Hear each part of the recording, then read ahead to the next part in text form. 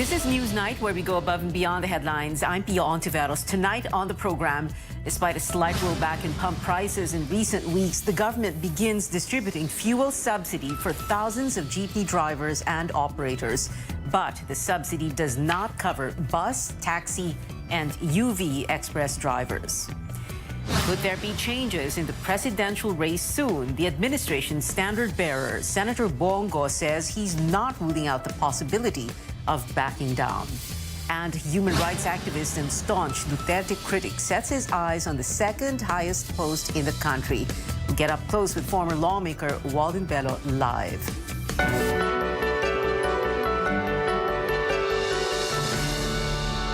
1 billion pesos for thousands of jeepney drivers and operators. The government begins distributing cash subsidy to help tide them over amid rising fuel prices and the COVID-19 pandemic. Here's AC Nichols with that story. With fuel prices going up, jeepney drivers say they are barely making any profit.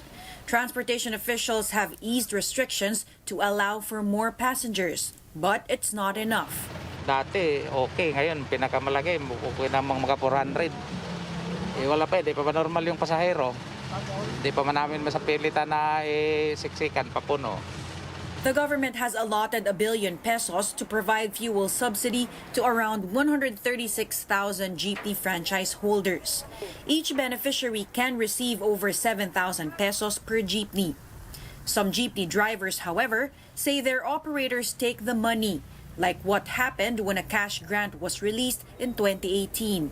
Hindi naman pantawid pasada tawag doon pantawid operator. Hindi naman binibigay sa amin yung mga card namin Over 70,000 beneficiaries supposedly received the cash grant through their land bank cash cards.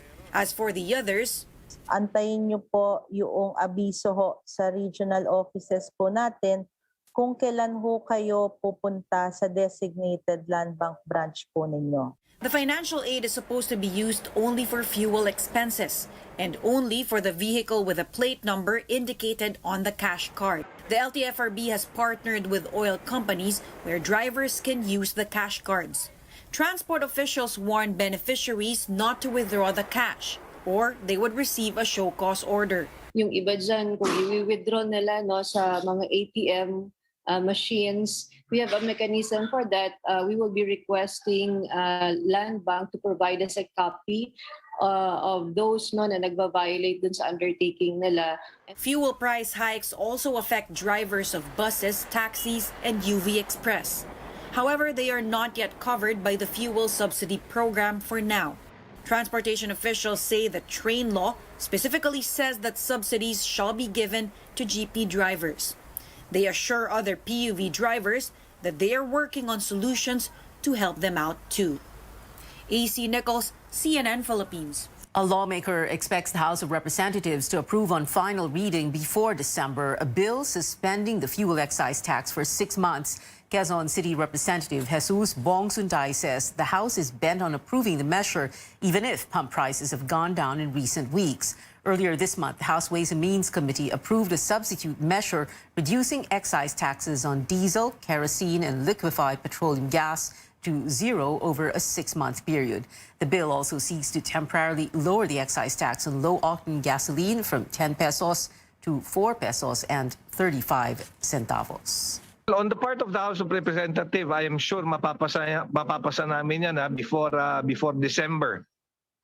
Yung lang on the part of the Senate, pero I'm sure yung mga kasamahan natin, mga senador natin would also want to give it as a Christmas gift to the Filipino people. Itong hinihingi natin is just a short reprieve. Actually, dun sa panukala ng aming inihain, we were just asking for 6 months. And willing pa kami maglagay ng doon ng kulatilya, a section na pagka umabot ito ng bumaba sa $65 per barrel, ibabalik na ulit yung additional na excise tax na ipinataw.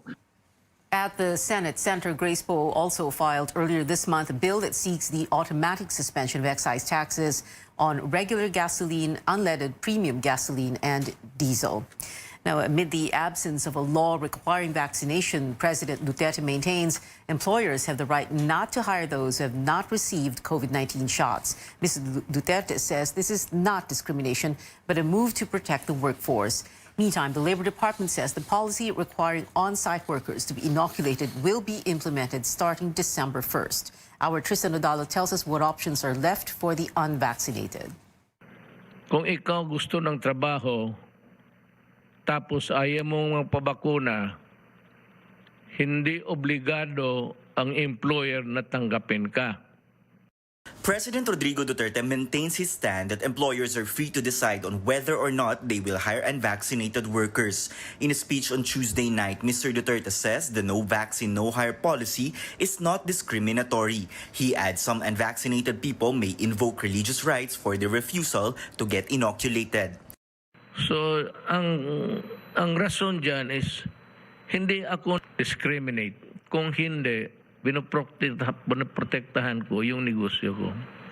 Meantime, the Labor Department says the implementation of the IATF policy requiring vaccinated workers for on-site jobs on December 1st is a go. No additional guidelines will be issued since the two previous IATF resolutions define the policies for vaccinated workers. Under IATF Resolutions 148 and 149, unvaccinated workers must undergo regular RT-PCR tests at their own expense. It should be done once every 2 weeks. Partially vaccinated workers no longer need to undergo testing, but they must receive their second dose as scheduled.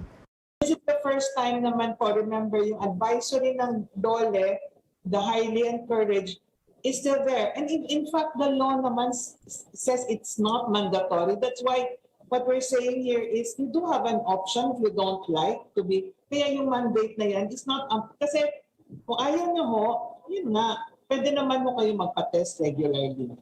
Labor Group Mayo Uno slams the IATF policy requiring vaccinated workers for on-site jobs. The group says the government has yet to fix its rollout of vaccines, so why pass the burden to employees? The Labor Department offers options for unvaccinated workers. Pwede ho siya mag-work from home. Pero kung wala na po at kailangan talagang on-site, pwede naman siya mag-work, di ba ho? Magpa-testing lang. Kung may leaves siya, it will apply. Kung wala na, we will have to go through the no work, no pay. Tristan Odalo, CNN Philippines. President Duterte, in an executive order, says government and private employees who will receive COVID-19 shots during the 3-day national vaccination event on November 29 to December 1st will not be marked as absent if they present proof of inoculation. Telecom firms, banks, and e-commerce platforms are not leaving things to chance. They're sitting down with government agencies today to address the recent spamming activities targeting job hunters. Initial investigations trace the text messages from crime syndicates abroad. Globe says it has already filtered 1 billion messages with malicious content. Most of these campaigns really do come from global syndicates. We've updated the filters. Hopefully, Globe customers will feel today that they should not see some of these messages anymore. We've tweaked it. I'm sure the scammers will update the contents of the messages, but then we'll just have to tweak it again and hopefully arrest it. Some of the sources that we have seen, again, we've tried to block them, but then again, they keep on hopping around, right? So it will be cat and mouse. Telcos also say they will send an advisory against these text scams to their subscribers. For its part, Lazada is reminding customers to only transact through its official website and app and communicate only with its legitimate marketplace sellers. The e-commerce giant says it will never ask for personal account details via text or social media.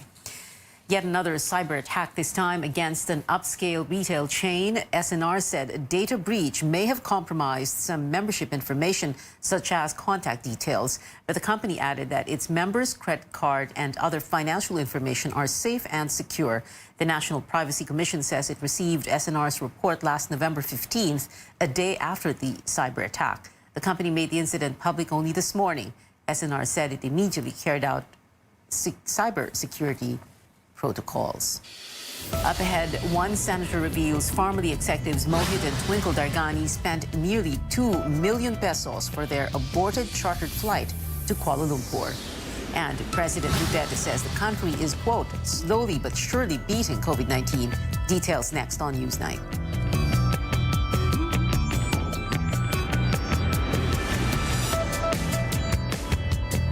Love is all about time. Di minamadali ang pagpapasarap. Like the love in every Pure Foods ready-to-eat. Slow-cooked and ready in 8 minutes. Para may time ka sa mga mahal mo. Because love takes time. Kabilang ba kayo sa mga Pilipino na nahihirapan sa mga transaksyon dahil wala o kulang ang mga valid IDs? Huwag nang mag-alala dahil narito na po ang PhilSys, ang identification system ng bawat Pilipino. Para sa Step 1 registration, pumunta lang sa register.philsys.gov.ph para makapag-register sa PhilSys online. Ito Ito ang ang PhilSys, ID natin to.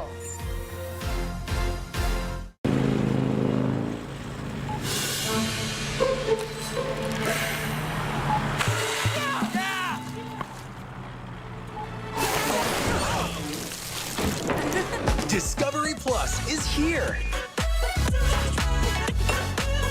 Welcome to your new home of larger-than-life entertainment and unforgettable characters. Subscribe now at 129 pesos per month.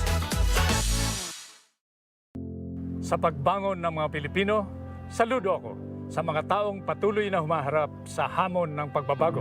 Bilang isang ina, handa akong gawin ang lahat para sa kaligtasan ng aking mga anak. Pandemya man, tuloy pa rin ang serbisyo para malinis ang kapaligiran. Serbisyong publiko para sa kaligtasan ng lahat. Sa panahon ng krisis, ikaw, ako, magtulungan tayo. Saludo ako sa Pilipino. Petron Diesel Max keeps your engine clean and protects it against corrosion, so nothing gets in the way of your engine's power. Petron Diesel Max. Tough outside, clean inside. This is the Manila Bulletin, traversing time and truth since 1900. The newspaper with a century-long legacy of standing witness to the country's history and development. Today, the Manila Bulletin strives to make the nation be fully informed. And the Manila Bulletin will continue to inform, inspire, empower, telling timely stories and timeless truths through the century and beyond. Sino nga ba ang masarap kainuman? Eh di yung magaang kasama. San Mig Light was introduced in 1999 at just 100 calories.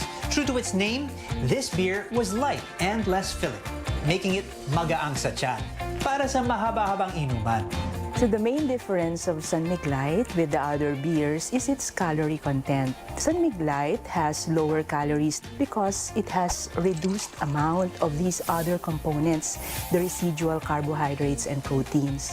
This pioneering light beer brand built strong affinity among the younger crowd because of how it uses the brand's platform to spark conversations on important social topics during these challenging times. Whether it's the pandemic or another full day at work stressing you out, grab a San Mig Light to unwind and reset over an inuman with friends.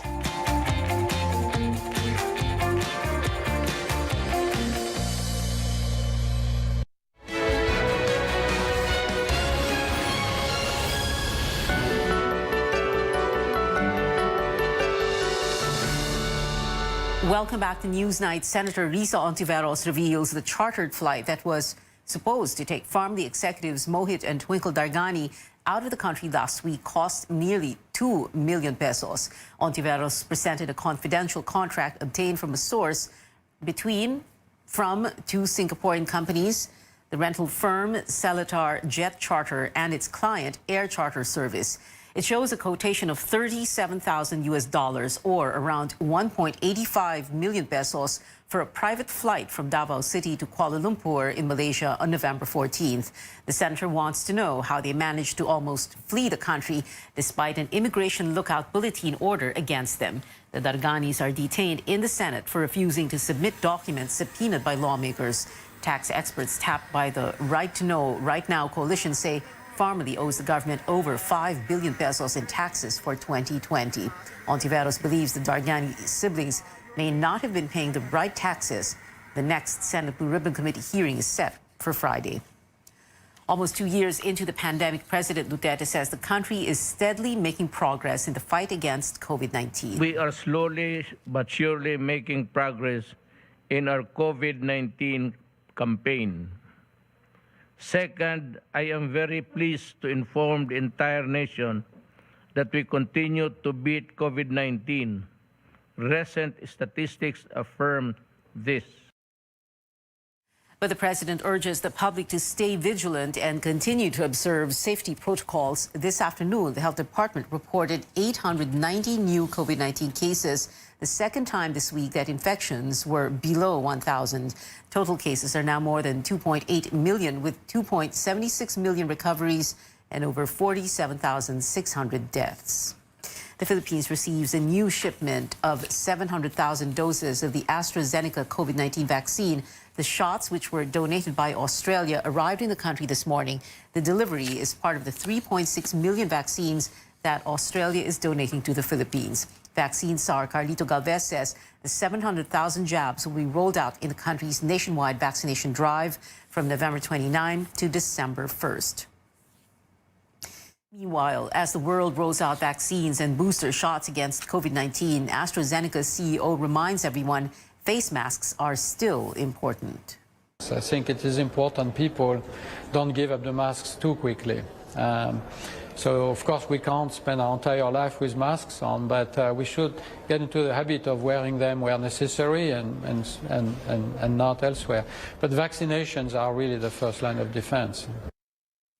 Amid a spike in COVID-19 cases in Germany, employees going to work will now be required to present proof of COVID-19 vaccination or negative test results, that or risk not getting paid. Under the country's new infection protection law, employers can legally stop paying workers who refuse to present their status, as well as bar them from entering the workplace. But companies must offer at least 2 free tests a week for their employees. They should also allow people to work from home as much as possible. This comes as the European nation doubles down on COVID-19 curbs and restrictions on the unvaccinated.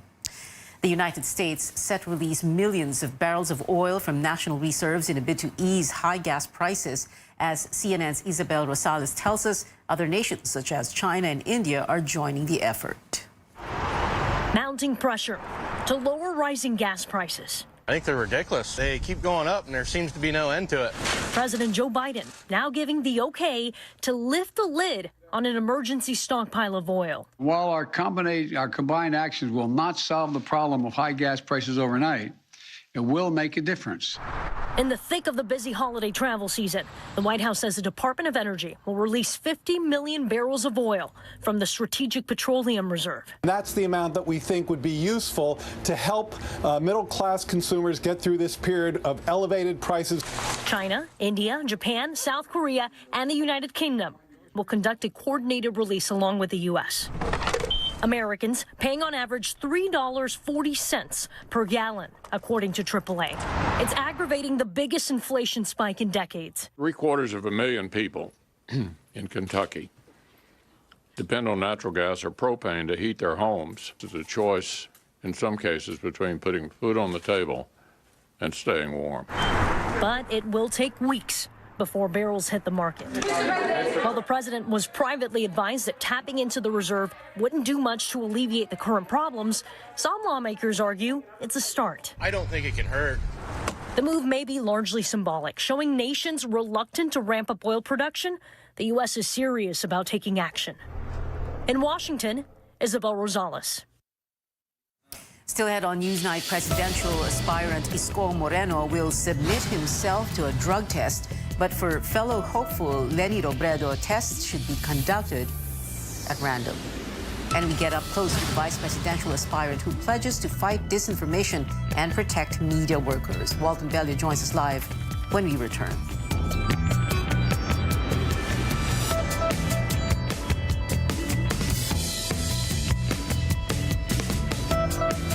Sang-ayon ba ang lahat na ang best tasting chicken daw kay TJ rin? Walang duda na ang tender, ang juicy, best tasting tasting chicken hotdog talaga. Chicken ang desisyon. Kids can tell, best tasting ang TJ Chicken Dog. Listo at ganado ang baby ko sa vet-approved Nutri-Chunks. With active boost and prebiotics na pampalisto. Made with real meat, with essential nutrients to help them grow healthy and happy. Listo, ganado sa Nutri-Chunks. Bawat patak, may sarap, may lakas, sulit. Red Horse Beer.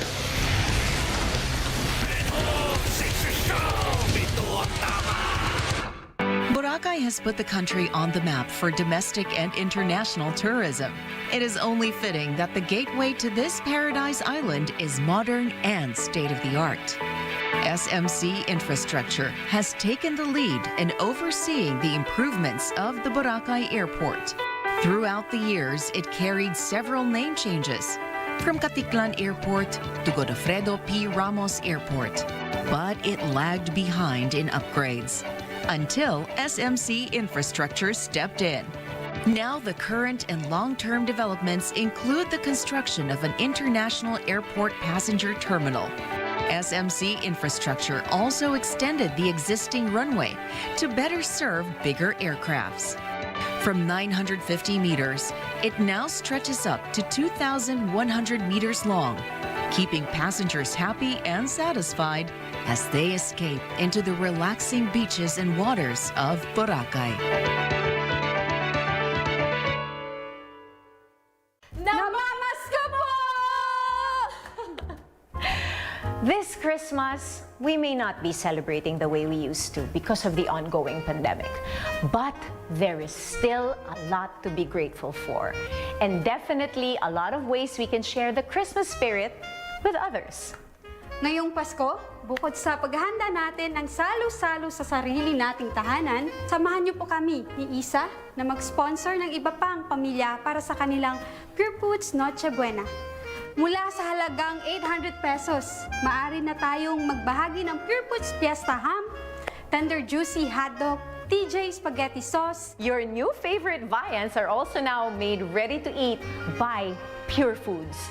Crispy fried chicken, caldereta, kare-kare, and many more. Your Noche Buena can be ready in as little as 15 minutes. Wow!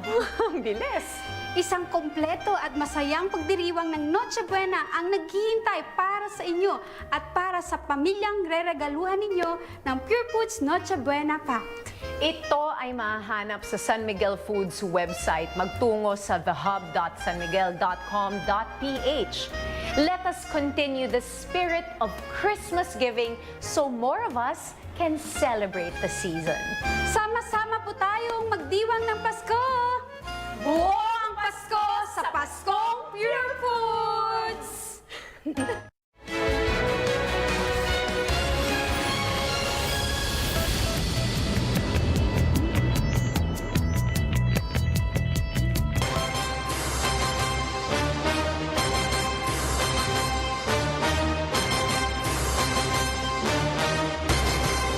Welcome back to CNN Philippines. Senator Bongo's presidential bid may not be set in stone. In an interview, the administration's presidential bet admits he is still in a state of shock. Go explains he was all set to run for vice president in next year's elections, but had to step up on orders of his party, PDP Laban. Sumasagi sa isip mo yun, sir, to just withdraw? I'm not saying na ganun po, pero nag-aantay lang po ako ng sign sa ating Panginoon. Thank you, sir. Para bigyan po ako ng lakas. I'm hurting po, sa totoo lang. Nasasaktan po ako sa sitwasyon sa ngayon. So, yun po ang aking nararamdaman. Kung kailangan ko pong magsakripisyo para sa Pilipino, kailangan ko pong magsakripisyo kay Pangulong Duterte at sa pamilya. Pangulo. President Duterte is endorsing Bongo as his successor. Some lawmakers also say the president wants them to vote for his daughter, Sara Duterte, as the next vice president. Sara, however, is running with former Senator Bongbong Marcos. Now, while possible changes in the 2022 presidential race remain to be seen, an expert points out no candidate anointed by the sitting president is assured of victory in the polls. Veteran campaign manager Ronnie Puno says this was proven when former President Fidel Ramos endorsed then-Speaker Joe De Venecia in 1998. It was the same thing for ex-President Gloria Arroyo, who backed Gilbert Teodoro in 2010, and the late former President Noynoy Aquino, who supported Mar Rojas in 2016. Puno says this is because Filipinos usually seek change during elections. For political strategist Maluti Kia, Go or Bongo may have the same fate as those endorsed by the former presidents. She says the senator, who only came into the political scene when Mr. Duterte became president in 2016, needs to, quote, stand on his own. Tiquia adds the tandem of Senator Ping Lacson and Senate President Tito Soto may emerge as the dark horse.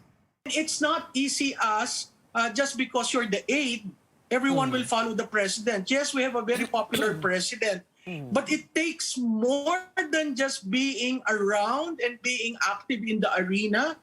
You know, if you're going to look at tandems, the tandem of Lacson and Soto have all the experience, combined experience. When you pit them against Senator Go, medyo mahihirapan yun. And then there is no vice president. It's a very ludicrous situation. Catch the replay of my interview with Ronnie Puno and Maluti Kia on Politics as Usual this Sunday, 7 in the evening, only here on CNN Philippines. Presidential aspirant and Manila Mayor Isko Moreno is set to undergo drug testing at the Philippine Drug Enforcement Agency headquarters in Quezon City tomorrow morning. He says he's open to taking any type of drug test, assuring the public he is not into drugs. Moreno will be joined by his running mate, Dr. Willie Ong, and his senatorial bets, Jopet Sison, Carl Balita, and Samira Gutok. Moreno earlier wrote to PIDEA asking the agency to immediately test him for the use of cocaine, shabu, marijuana, and all other illegal substances. Vice President Leni Robredo Miwa says she would rather take a random and unannounced drug test. Robredo made the statement while her fellow aspirants were announcing their drug test results. She says surprise tests would be better to reveal the, quote, real situation. Robredo adds it is self-serving to submit herself to a drug test, but that she is ready to do it anytime. Calls for hopefuls to take drug tests stem from President Duterte's allegations that one of them is using cocaine. Among those who have publicized their drug test results were presidential aspirants Bongbong Marcos, Senators Manny Pacquiao and Ping Lacson, and Vice Presidential aspirant and Senate President Tito Soto. Meanwhile, Vice Presidential aspirant and Davao City Mayor Sara Duterte says she took the tests, which all turned out negative, following the request of her running mate, Bongbong Marcos. Mayor Sara adds this is to show their, quote, common stance against illegal drugs and to support the call for transparency among aspiring public officials.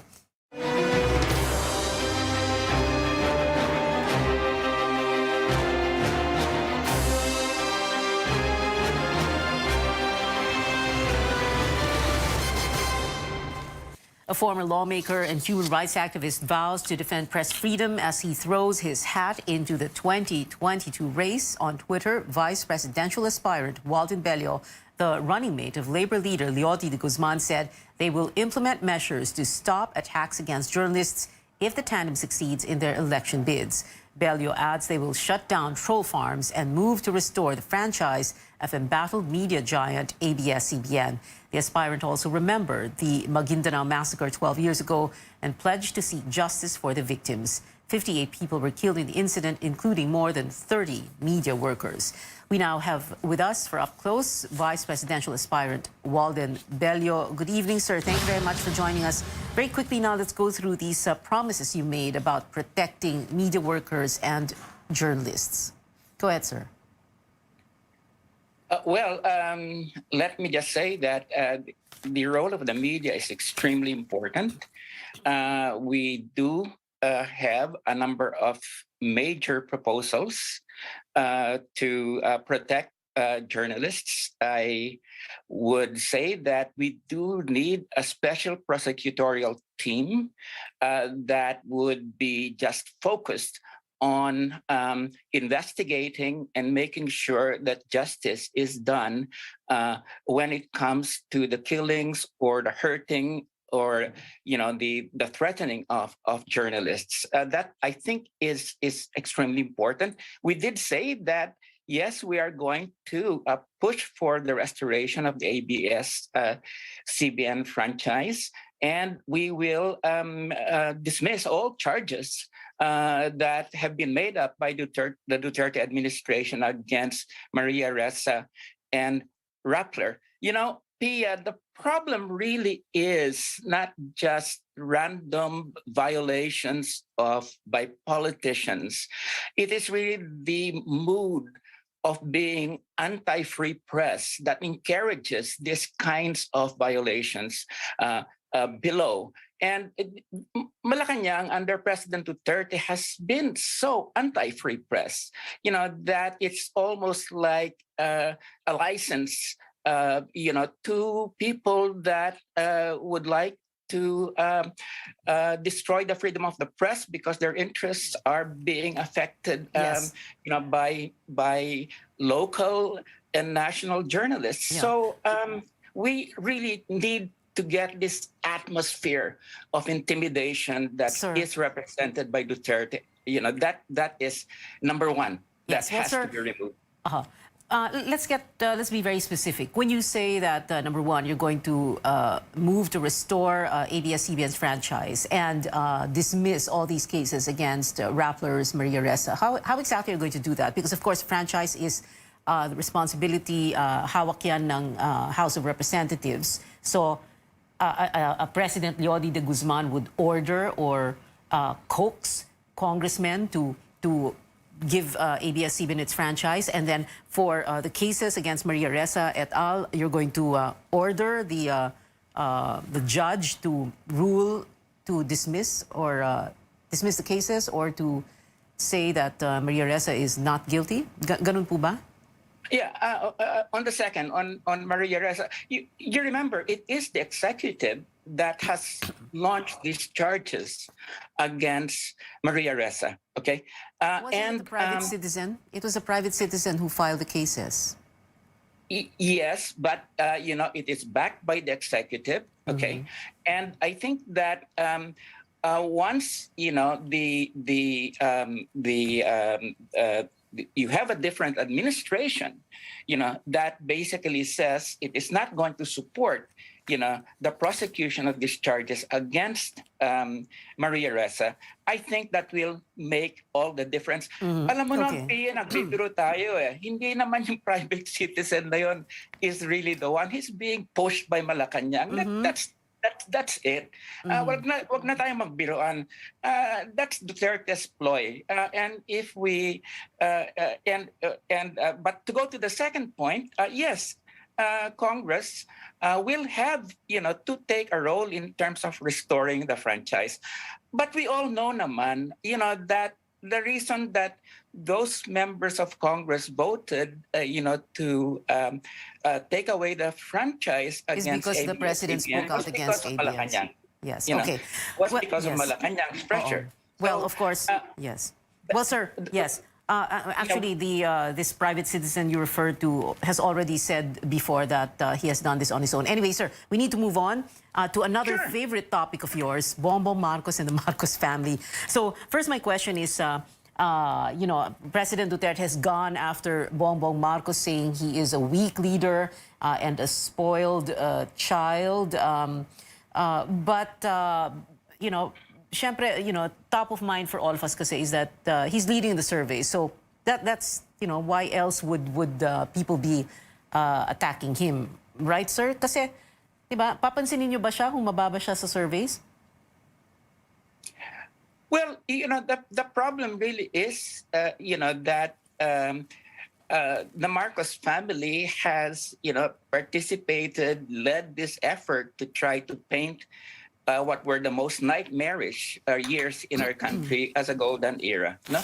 And I think that's, the guy is not running on any platform. It's just on this image. And what we are going to do in this campaign is to expose the fact that he has feet of clay, he has no record, okay, and that all that is being presented is an image that is wrong, that in fact was not the case.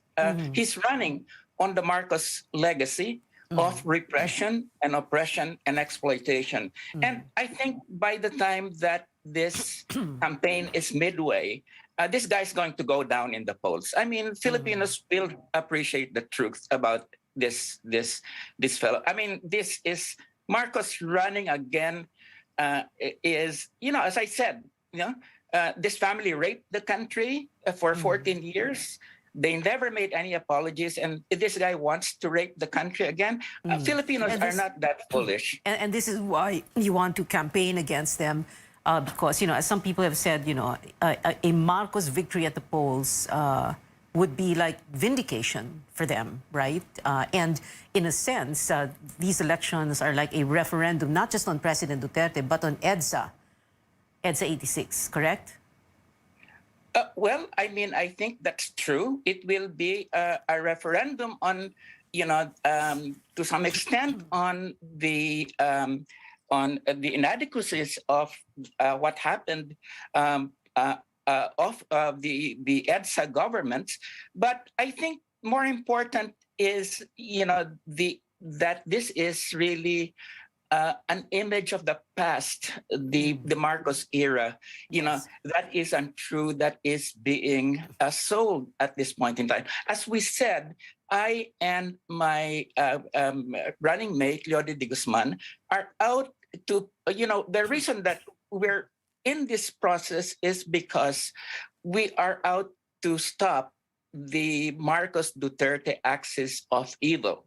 And in order to do that, we are presenting a vision for the future that does not bring us back to the dark era of the Marcos period. Well, sir, yes. That goes away from the inadequacies of the EDSA period, and of course, away from the bloody reign of Duterte. We are presenting a program, very detailed program for the future, and that's what differentiates us from the other candidates. Well, part of this effort, like you say, to defeat this axis of evil, as you call it, is to exhume the body of Ferdinand Marcos from the Libingan ng Mabayani, where it is currently buried, and return it to Batac. So are you saying that if you and Leody de Guzman were to win, the two of you would personally go to the Libingan and oversee the exhumation of the remains and its return to Batac, Ilocos Norte?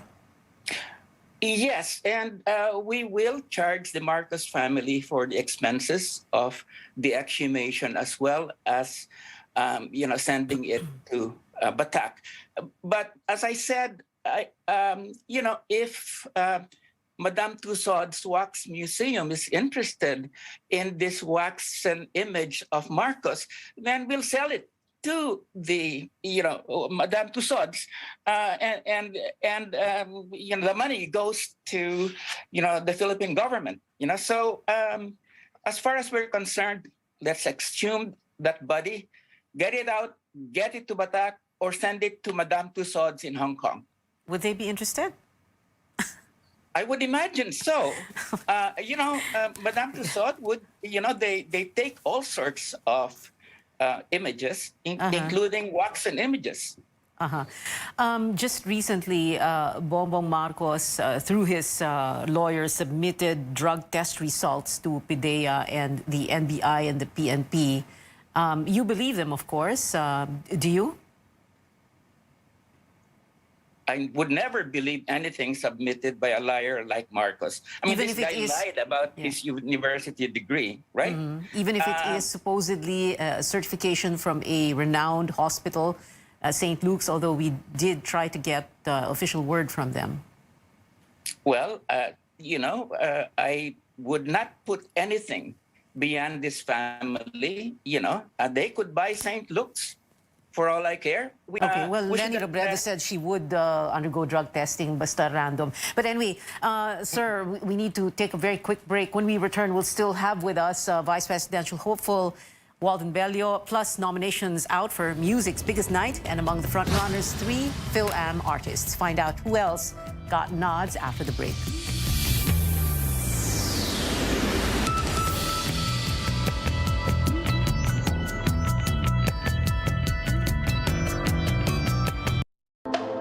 You know, when you were in elementary and they would always ask you what your dream job would be like, and I would always just say that I want to be a manager.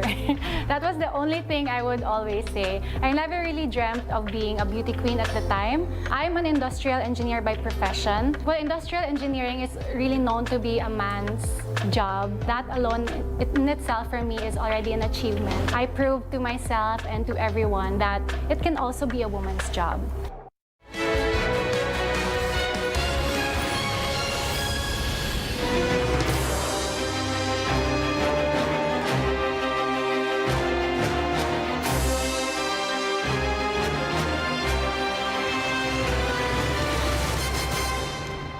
Welcome back. This is our up-close segment with Vice Presidential aspirant Walden Bello. Sir, I think we've talked enough about Bongbong Marcos in the first segment of the show, but let's move on. There are a few questions here about the government's pandemic response and how you and Leody de Guzman, if you were to win, would like to handle differently the pandemic, the crisis. Well, we have a 13-point program, to contain COVID-19. One of the first elements of this is that we want to be able to have 75% of the population have a second dose by September 2022. That is very close, if not on herd immunity. Okay, and we will also want to make sure, that all 50% of seniors have a booster shot by then, and 100% of healthcare workers and 50% of the immunocompromised. Okay. Secondly, we will make sure that we will allocate 250 billion pesos for the budget for FY 2023, which is the fiscal year we will be there, to COVID-19 related medicines and vaccines, as well as treatment. And we will prioritize the purchase of Milsarvir, which is one of the major COVID-19 mitigation medicines. And we will make sure that the first line of defense is preventive measures, and that first line of defense against COVID-19 is in fact in place. So this 13-point program is very much all linked to each other. But Pia, the important thing is that we are able to generate the resources to be able to have an effective program. And we are going to do that by taxing the rich, making sure that there's hemorrhage of payment of foreign debt is stopped, okay? And making sure, that, all of these allocations for things like the NTF-ECLAC, which is LCAC, yes. Okay. is reallocated to the health budget and particularly to COVID-19 containment. Okay. So we have the measures and we have the proposals to fund them, because it is irresponsible to have measures without also presenting proposals to fund them. And that is what you see in our program. Right. Yeah, well, I'm sure all these big businessmen heard you when you said you taxed them. But anyway, I wish we had more time. Them. Yeah. We're talking about 1 trillion pesos to be gained from taxing the top 250 billionaires in the country. And we're serious about that. Thank you so much for being with us. I hope we can have you back here again, Vice Presidential Aspirant Walden Bello, sir. Maraming salamat po. And now, before we go, nominated for major categories in the 2022 Grammys are 3 Phil-Am musicians. Pop newcomer Olivia Rodrigo is the first Filipina with nominations for the 4 top categories. With her debut album, Sour, considered for Album of the Year, the 18-year-old is up for a total of 7 Grammys. The prestigious body also recognized previous Song of the Year winner, Her. The singer-songwriter scored 8 nominations, with Best R&B Performance among them. And third, the artist is rapper Saweetie, who is of Filipino and Chinese descent, nominated for 2 categories, including Best New Artist alongside Rodrigo. A surprise frontrunner in the list is multi-genre musician John Butties, up for 11 Grammy nominations. And that is it for now. We have 31 more days before Christmas. Join me again on news.ph at 7 p.m. I'm Pia Ontiveros for Newsnight, where we go above and beyond the headlines.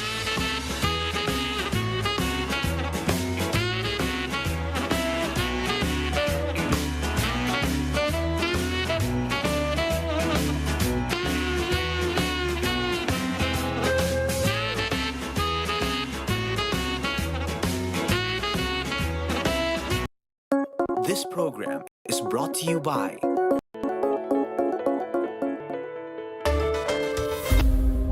As the country grapples with the highly contagious Delta variant, more children are getting infected with COVID-19. In fact, the number of infected kids aged 9 and below has almost doubled in the past month. How can we keep our children protected from a more aggressive strain? And is COVID-19 vaccinations needed for them right now? On the program today, your guide to keeping your children safe from the COVID-19 Delta variant. I'm Dr. Freddy Gomez, and welcome to MedTalk Health Talk on CNN Philippines.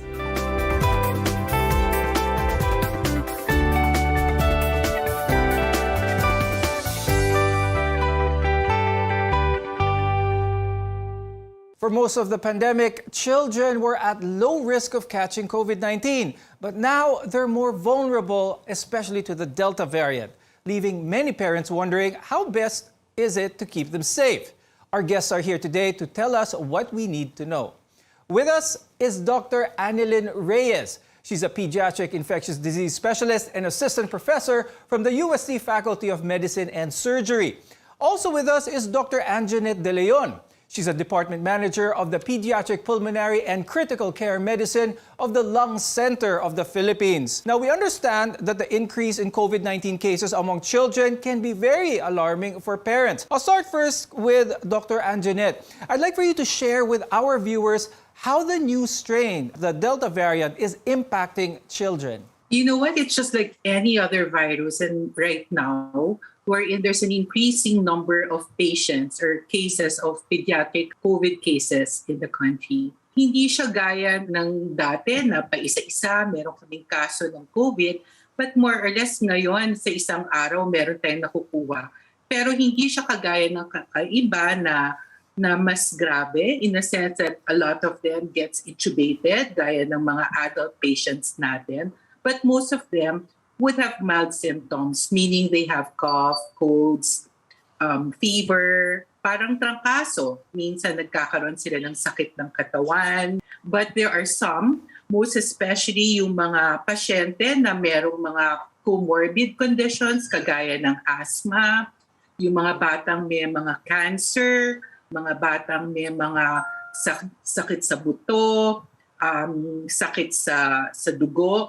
The complicated patients, they are most at risk of having COVID infections. Now, I'd like to talk about vaccines. Dr. Yen, let's talk about vaccines and how effective is it against the Delta variant for children? So data have shown that all the vaccines that are approved by the Philippine FDA and those who are approved by the Emergency Use Authorization are still effective with the Delta variant. So all the vaccines have their effectiveness of around 60 to 95%, and even their effectiveness studies of severe and for those critical cases are more than 95%.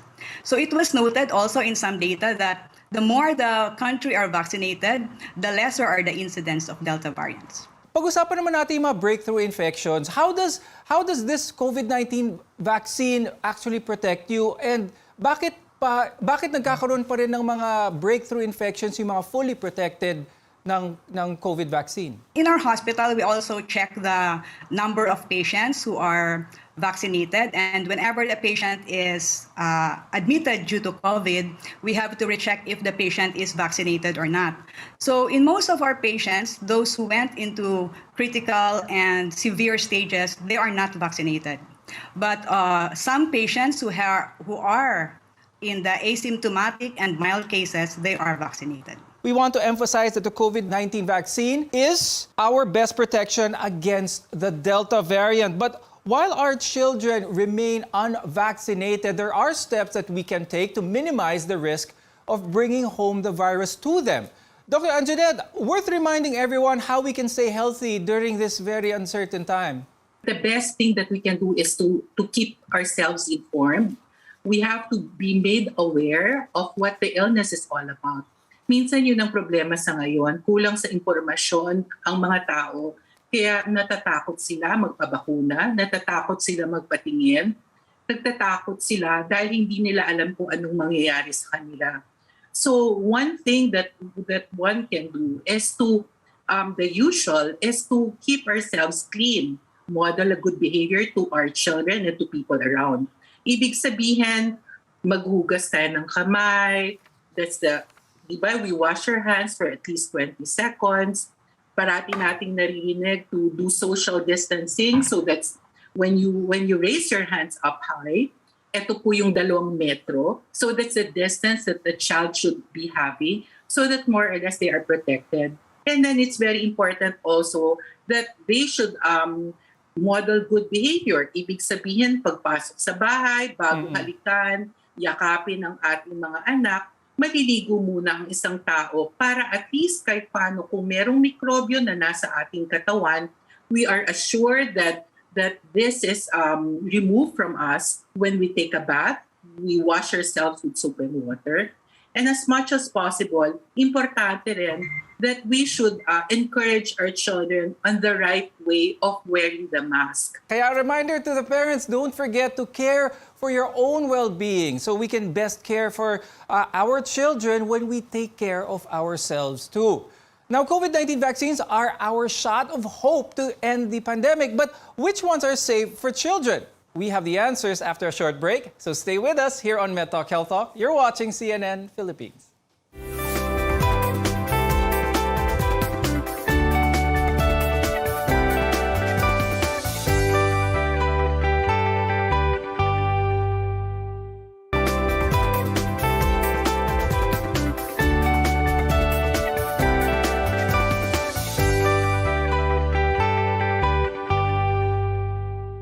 The country continues to see a rise in COVID-19 cases, even among children.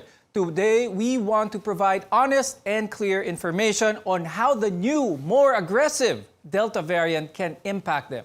I'm Dr. Freddy Gomez, and welcome back to MedTalk Health Talk, your partner in healthcare. Now, while more Filipino children are getting infected with COVID-19, these children typically display mild to no symptoms at all. Dr. Anjanette, walk us through some of the warning signs ng COVID-19 in children.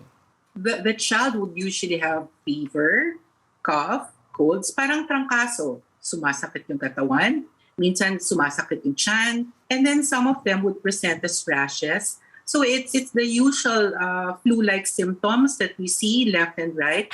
But it's important, what is important is we check the exposure. Ibig sabihin, baka na-expose to sa isang taong may COVID or somebody else who is sick.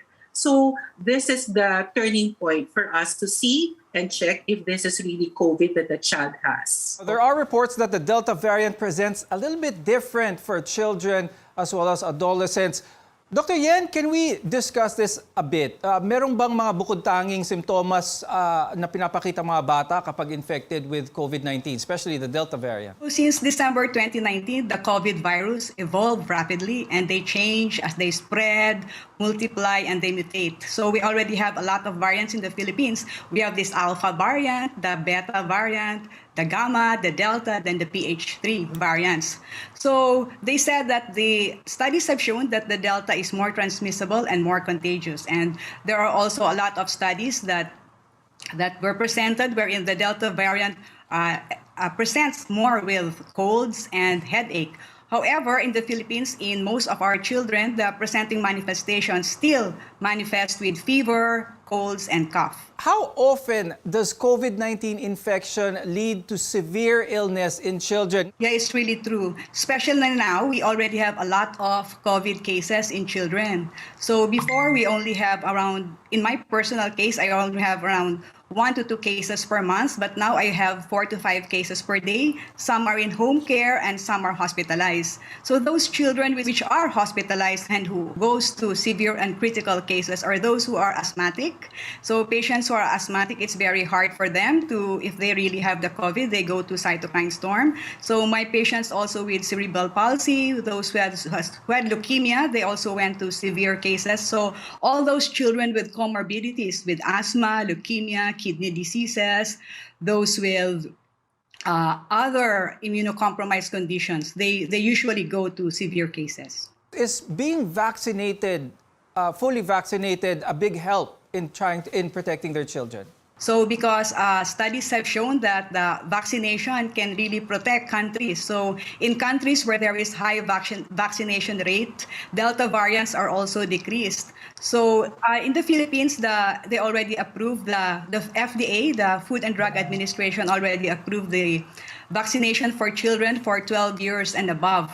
However, we are still waiting for the final approval and we still have to vaccinate those persons who are at risk, like the elderly, the healthcare workers, because some healthcare workers are not yet vaccinated.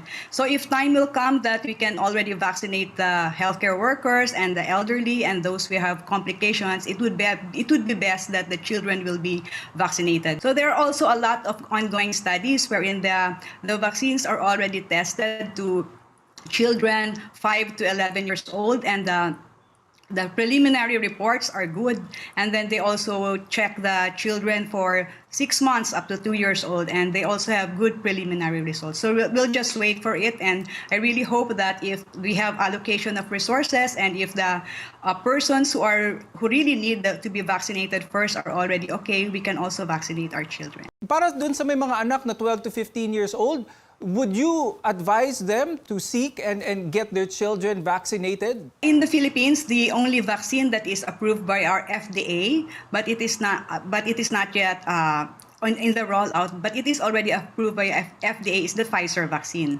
So it is approved to be given to 12 to 18 years old. However, in the Philippines, the vaccination is care of the government, so we still cannot buy the vaccine. For now, though, we want to repeat that the best thing that we can do to protect our children is to get vaccinated ourselves. Vaccines are effective at preventing the spread of COVID-19, and they continue to work against all variants. So if you're eligible, please get vaccinated as soon as possible. Now, another effective way to protect our children is to always follow minimum health standards. Dr. Anjanette, it's worth reviewing these safety protocols para sa ating mga viewers. Let's discuss this. We advise them to wash your hands. So be a good example to your children. Wash your hands for at least 20 seconds and then do social distancing. And then as much as possible, avoid touching the face, especially the eyes, the nose, and the mouth. And then, of course, wear masks, protecting the nose and the mouth. It should be covered. And keep your house clean. Importante yung mga disinfectants around, cleaning it with soap and water, the surfaces, because these are areas that could wherein the virus can linger. Dr. Anjanette, pag-usapan naman natin ang flu vaccine. Do you recommend this be given to children? What's your advice to the parents? For me, it's very important that we give flu vaccine. Right now, it's the flu season. Most especially, it's raining right now. So we get cases left and right having flu-like illnesses, which is almost like COVID, right? Iba ang COVID, ang initial presentation is cough, colds, and fever. Same thing with flu. It's just cough, colds, and fever. So just to protect ourselves and the people around us, it's very important that we give them flu vaccine. It's available not only in government, but also in private institutions and private individuals. We want to minimize anything that could harm or make your child's immune system any weaker. So despite the pandemic of COVID-19, marami pang ibang mga germs ang nasa paligid natin, and that's including the flu. So keeping your children healthy is as important as teaching them preventive measures. More on this when we return. We want to be your partner for a lifetime of good health, so stay with us on CNN Philippines.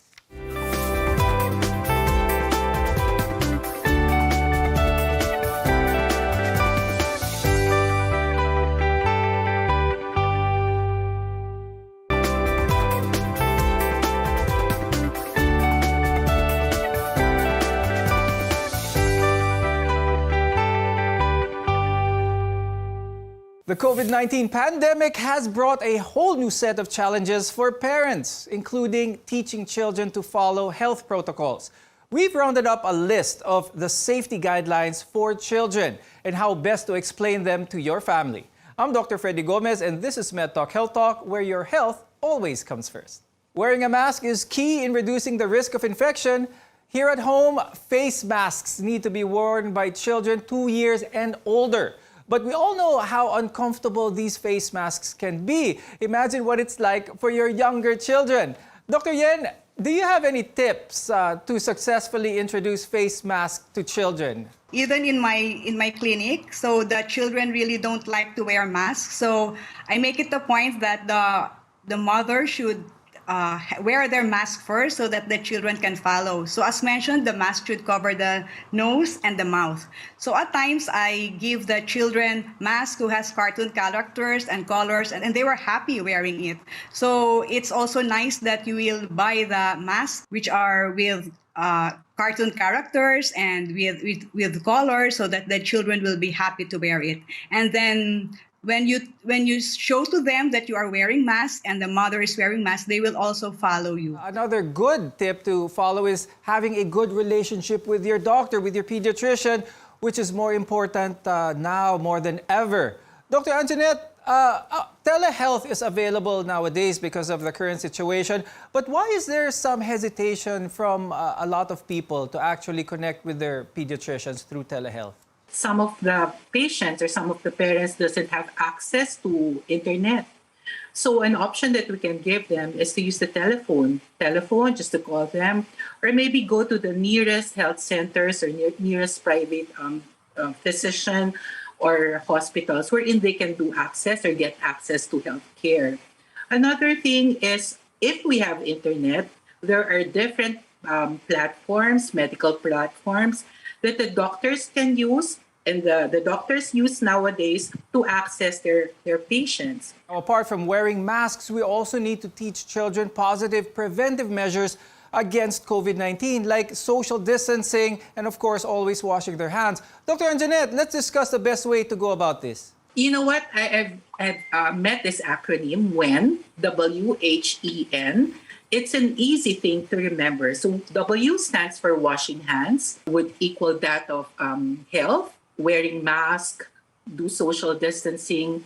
E is educating ourselves, educating the people around us of what to do in times of crisis, in times of infection. And N is for nutrition, giving our children the right nutrition, the right food, so that they will not be able to contract the disease. So that's when. Now, Dr. Yan, what's your advice to parents who would like to have their regular schedule of vaccines for their child accomplished? First, I do telemedicine with them. They will message me, and then I will check first the kids if they have cough, fever, and colds, and then I will give them the schedule time. Like, for example, I'll tell them that you'll come at around 10 a.m. So the next child will be at around 10:30. So I make sure that the kids are properly spaced also. the child who is scheduled for 10 o'clock will be vaccinated at 10 o'clock, and then by 10:30 another child will come. So I also space my children every 30 minutes. That's why in all of my patients, they still go for me for vaccination. But ultimately, we need to talk to our children about COVID-19. They too are experiencing a big change because of this pandemic. And as much as possible, we need to help them feel safe as well as protected. Dr. Yen, can you share with us some tips on how parents can help their children cope with this Delta variant? Because the children are really so afraid with the pandemic. And the best thing that we really have to do as parents and as doctors is to really educate them. We really have to tell them that, there is really a pandemic.